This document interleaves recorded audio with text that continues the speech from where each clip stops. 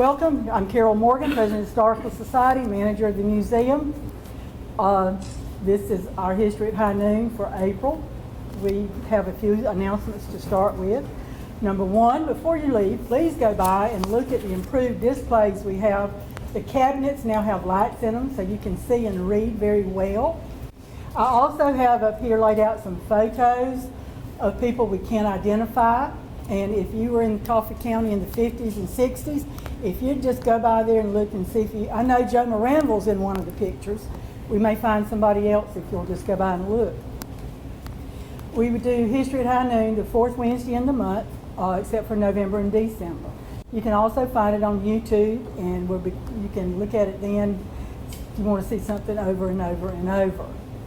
I welcome you today. There's refreshments. If anybody would like to volunteer at the museum, we'll be glad to have you. If you'd just like to come by and visit, we'll be glad to have you. We're open Thursday, Friday, and Saturday from 10 to 1. We're here today to listen to Ms. Vera Samuel. She knows a lot of the history, but she's really here because we needed the history of Rat Road before everybody that knew anything was gone. Let's welcome Ms. Vera Samuel. You get tired and get you a chair. I can turn around and sit here. Okay. Thank you for inviting me. Thank you for coming.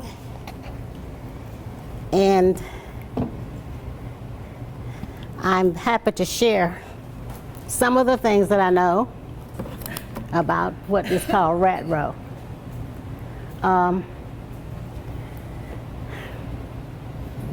Rat Row was basically the business district for the black community. And at that time, it was called the colored side and the white side. What I'm going to really talk about, I want to whet your appetite. I have a young lady here, a friend of mine, her name is Shirley Porter. She died a few months ago. She was writing a book on what came out of Rat Row. And her daughter is here. And that's what, you can hear me? Okay. Okay. And that is what she is going to be doing. I wanted to get people here who knew about Rat Row. Believe it or not, some of the people my age and older, they don't really want to talk about Rat Row because it was a struggling time. It was a difficult time. I think when I came back, about 2011 or 2010, I was here in the museum, and they were wanting to do a book on it. You can know, I can tell you things that were there, but I can't tell you how we felt. And someone has to tell you how we felt that was actually there. Now, Miss Danitha, her mother was there, and she had. Do you have that chart? Yes. That kind of tells you some things about Rat Row. There's people who don't want to talk about it because it hurts. It's painful. But that's some of the houses that were there. There's some of the pictures that we have found of how things were on Rat Row. And in the, I should call it the black neighborhood. What I want to talk about really is what brought it, why it became necessary to have Rat Row. Because we were on the other side of the track. You know how the rule goes. If you live on the wrong side of the track, you stay on the wrong side of the track. And you're not assimilated into the main part. So we were trying to struggle, we were trying to survive, and so we had our own little business district. And Douglas is not the only one that's had it. You know, I guess you've been looking at history and stuff. There were always where we try to build up something, and if you get, if it's not, it got tore up, put it that way. It got tore up. I want to talk a little bit about what came out of Rat Row. I did. I'm a writer. I have published. I'm a teacher for about 30 years. My husband, James Samuel, used to work at the McLean Funeral Home. When I was in, there were two funeral homes, McLean Funeral Home and Darby Funeral Homes. He worked there. He now has 24 years in the Navy, very successful. There was a young man that grew up on Rat, well, the place was on Rat Row. It was called Monkey Thomas's place. It was a cafe. We did we did things that we could do to support one another. Walker Durham sang all over the world. He's dead now, but he sang all over the world, had a voice. Robert Samuel he's in Texas now. His grandson is being indoctrinated into, the draft. I don't know that much in sports, but he's going to be in NFL. Miss Danitra, her mom basically lived on Rat Row, and that's why she was so involved with that project. And what I want to share with you is that people die. People grow old and they die, but the attitudes don't die. If you were hurt back there, or if your parents were hurt back there, or things happened to you back there that hurt you, and we know that it still goes back, it comes back to your children.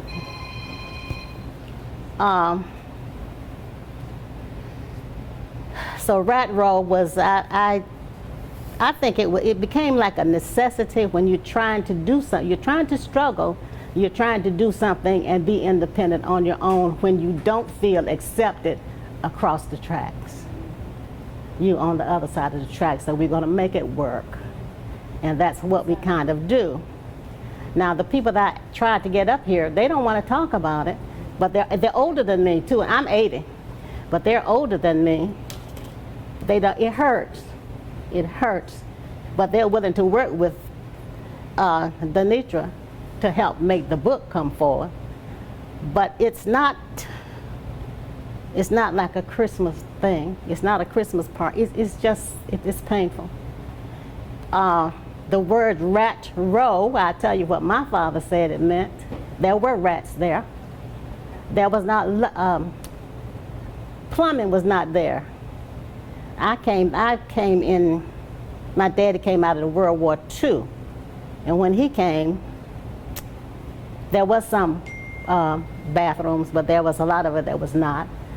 I don't know what all the reasons were for what he told me. He said, baby, when you're in the military and you have a ship that sinks, if there's anything left on that ship that's alive, it is going to be a rat.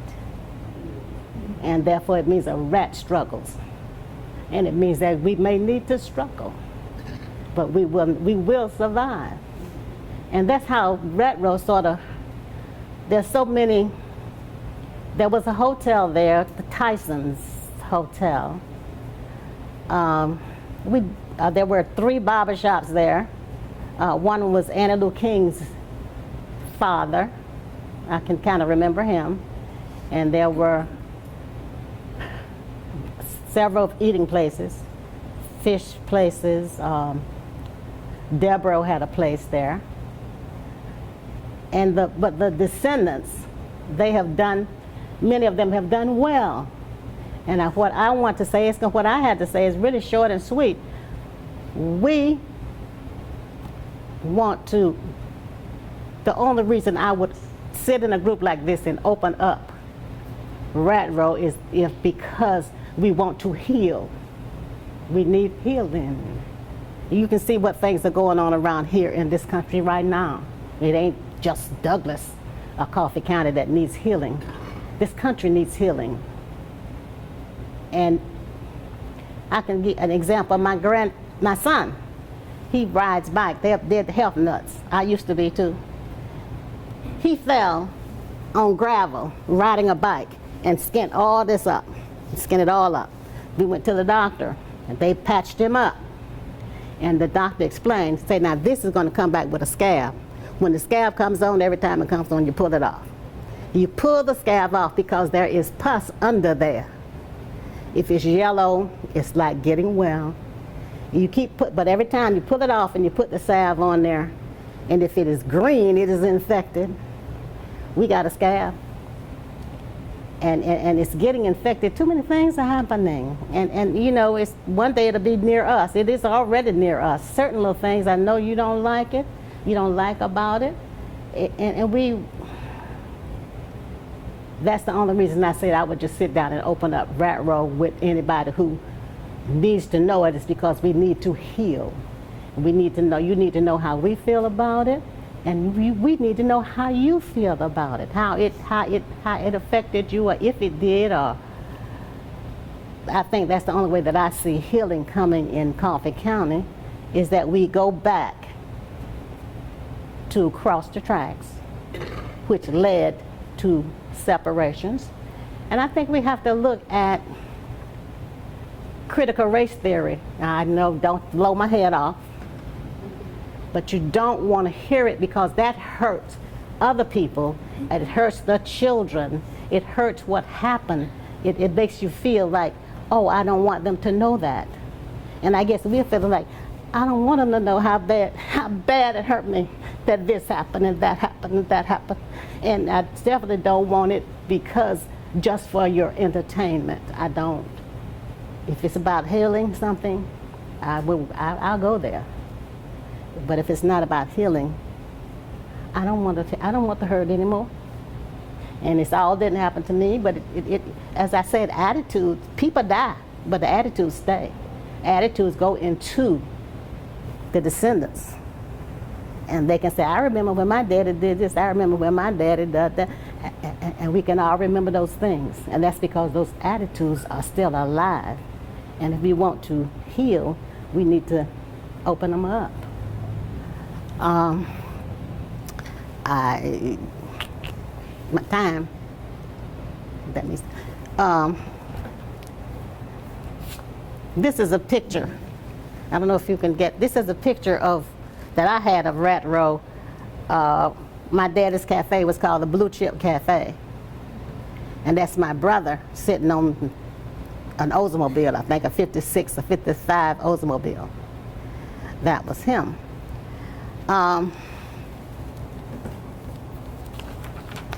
Do you know where the wreaths that go around these churches, these cemeteries, that came from post 515? That after World War II, they set up that post, and this is the first. His name is Private Lester Smith. He was honored because we opened up post 515, because he is the first black person in World War II from Coffee County that died. So we still do stuff. We are still alive. The buildings are gone, but our spirits are still there. Our attitudes are still there, and some of them are good attitudes, and some of them are not so good. But we can correct it if we can get together on things. As I said, I'm a poet, and I did this for him. It says, some gave all on the field.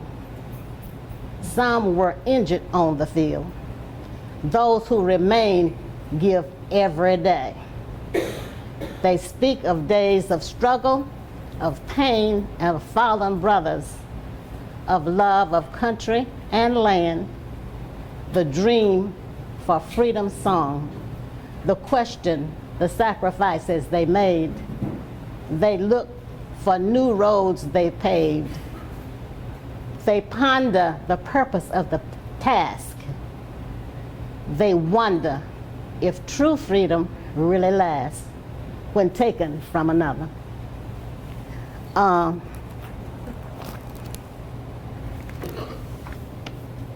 This is one that I wrote about the seed. And my time, how's my time? It says, nourish the seeds, resting in human boughs. Although sprawling weeds may grow long wild flowers. The sky from above and the earth down below feed the seedlings from rain, sunshine, and snow. Their earthly homes will become barren and dry. Without the Father's hand, they wither, they die. Do not assume all seeds are planted in the ground. God's most precious seeds are those walking around. That's us. That's his most precious seeds.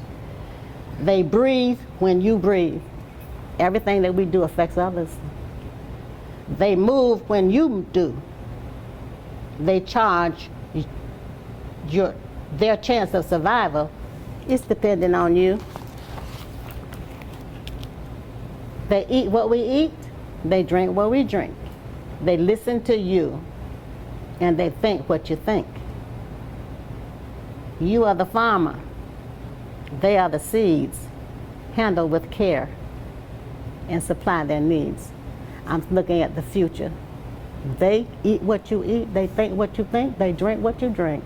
And if we can continue with the attitudes and negative attitudes that we have, they'll be there tomorrow. They'll be there tomorrow. And we'll be right where we are with stuff that I can't even understand, why little kids are being killed and things like that. But those attitudes, they live.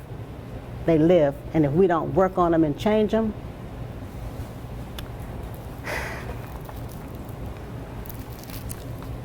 unless the seed dies. I planted a seed deep down in the ground. It went down, down, down. Then it died.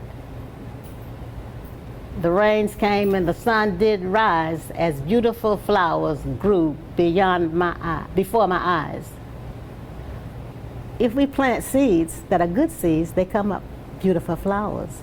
But if we plant hate, if we leave that there, it comes up weeds.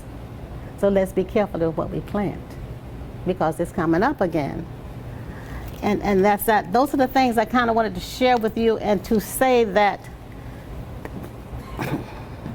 we are afraid of talking about Rat Row. We don't want to relive Rat Row, but there are some people that are older than me. Some of them in the Wilkerson family. The Dope brothers, those are boys, they're older than me. They're willing to talk about it. It will make change, not just for entertainment, if it will make change. And one time I talked with Morgan, right? I said, why don't we have something at the museum where we can get ready to understand cultures? Let me bring some soul food up in here one night. Then you bring in some Mexican food one night. We talk, we get to know each other. Bringing some Indian food up in here. And I found out that at that time, Shirley Porter had some, what is it, the Indian? Oh, Cherokee. Cherokee. Yeah, she had looked up her history. She had some Cherokee, and so did you. So I went back and said, Shirley, you kin to her, that's your cousin. So we get to know each other, we can begin to change attitudes. And if it takes talking about Rat Row to do that, I have 2 or 3 people who are willing to sit down and to assist. Darita Williams, her mother and father grew up around Rat Row. And she knows that, like I said, attitudes, they just travel. She wasn't even born. She's a young woman. But she's about making Coffee Douglas beautiful. Denitra, you run in that program called Make Douglas Beautiful. We're ready to change. We're ready to make some stuff happen. We need to come together, and we need to learn something about this. A little word. It's called. It's only got 4 letters to it. It's called love. Love. It's called love. Question. Yes. Who were some of the businessmen in Rat Row? You mentioned some of them. Doc Darby, Jasper McLean. I don't know his name. They call him Mucky Thomas. What's his name? He was influential. Leroy Brown, that's my dad. He was a young one. He was doting after Mr. McLean.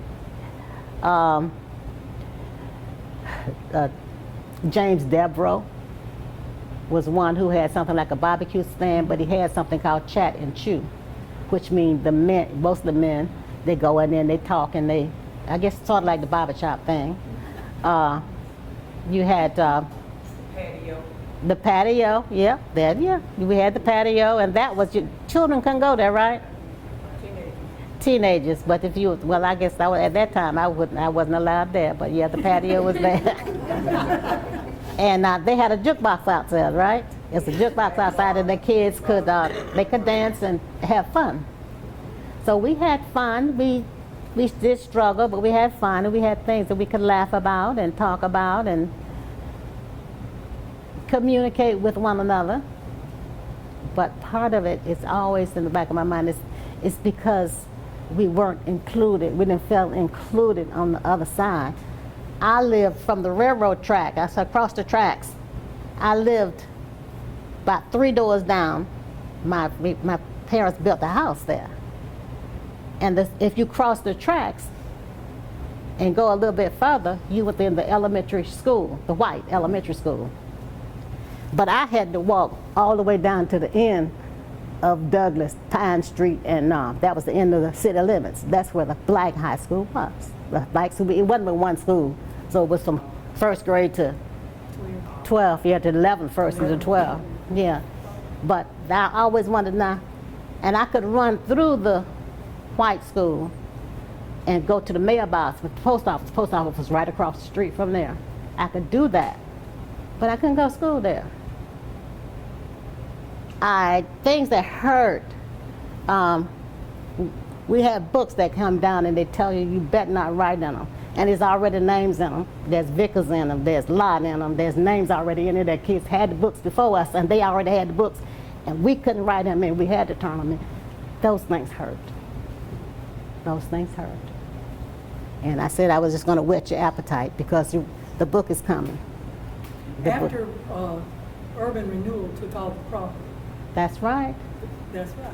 Did any of those men set up businesses Excuse me. anywhere else? You see the houses that they took on Pearl Street down up to Cherry. But basically, there's a church there. It was Gaines Chapel there. Gaines Chapel has moved. They're still going, but they're, another part of town. There was an apartment building that was kind of like next to me. I don't know if that was redone, rebuilt. Every now and then in the city, I see now evidence of young people trying to do what the older people did. I see a little nightclub here, the Post 515 was right next to my daddy's place, which was, now it is located somewhere else. So you said there are some things that did change, but every now and then I see a little place where some young person is trying to do something. There's a section in Douglas called the Block. There's Richardson's store, his grocery store. Those are things that tells me that the spirit of Rat Row is not dead. The spirit, we still struggle. We still want to do what we need to do. And as far as the houses that were taken, I heard, and I'm going to tell you how it was, for real. We were one of those houses. They said they were going to rebuild and make nicer houses. They weren't the best houses, because my dad and those built their house. But they didn't do that. Right where I used to live, I think it's a bank or something. What they did was they expanded Douglas. They expanded the city. And they put the people, my dad died, we moved, but many of the people that came from like Overstreet quarters and right over there in that section where we live, they put them in projects. And when you put people in projects, the homes we didn't make enough money to buy another house like the ones we had. So we had to go into projects. So that's like almost a recapture. That's what we felt like, oh, we've been recaptured again. Because we can't, the house wasn't worth but, I don't know, $10,000, $15,000. And we can't buy one for less than $25,000 or $30,000. Oh, so we going in the project, y'all, and there's rules. Whether you know about it, there were many rules in the projects that you had to follow. It was a bit of recapture. Anybody have a question? Yeah. Rat Road physically was Cherry Street primarily? It was primarily Cherry Street, most part of Cherry Street, most of it. On one end was something called the Red Warehouse. That's where they came in to do tobacco. And on the other end, I don't know what the name of that was, a warehouse at the other end. It was beyond 158 on the other side of that. That was actually what was considered Rat Row, where there were little shops and little restaurants and patio and those kind of little things were in there, and people are trying to make their own living. A lot of we also had teachers because that's where you had to live. You couldn't live over there, so you had your teachers over there. If you had all your professionals, they were in our neighborhood, and we began to know them. That's one of the reasons that we had people who were guiding us more or less as to what to do and how to do and where to stand and how to speak up for yourself.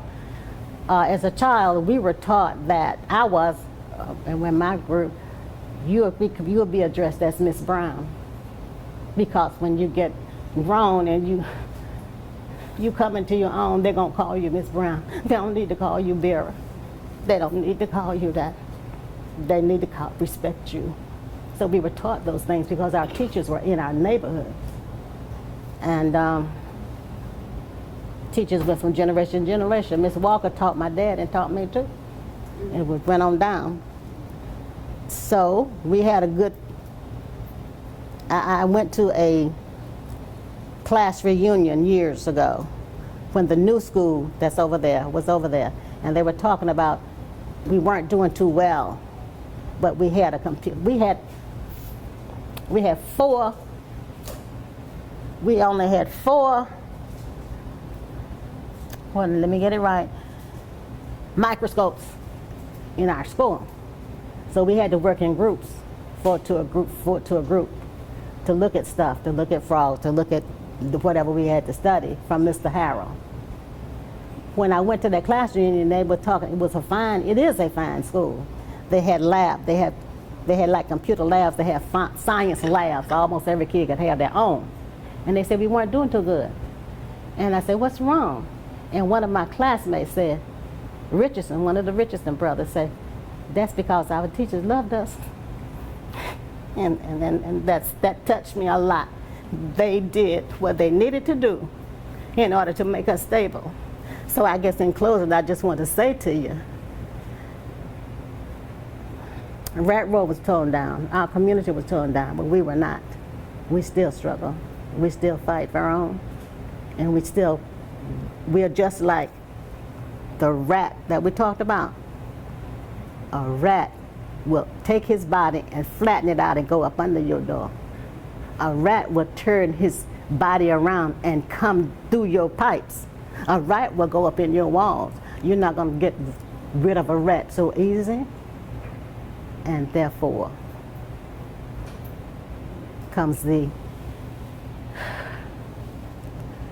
function that because that was called Rat Row, that might be rats were there, but rats struggle and rats survive. Thank you for listening to me. Thank you.